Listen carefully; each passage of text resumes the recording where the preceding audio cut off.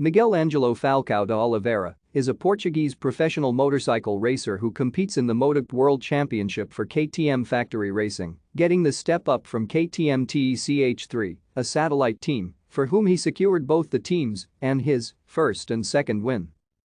He finished as runner-up in the 2018 MotoGP World Championship.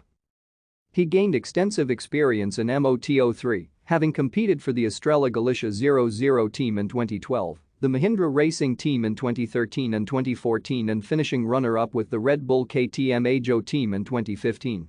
At the 2015 Italian Motorcycle Grand Prix, Oliveira achieved the first World Championship victory for a Portuguese rider. Oliveira's father, a former motorcycle racer, always supported his son's love of racing and gave him his first quad bike when he was 4 years old. He started racing in the national championship at 9 years old, in the Portuguese MotoGP Championship in 2004, winning the Young Promise of the Year award in Portugal. His first successes came in 2005 when he won the Portuguese MotoGP Championship and MotoGP World Festival in Spain. Thank you for watching. Like and subscribe if you would like to view more of our videos. Have a nice day.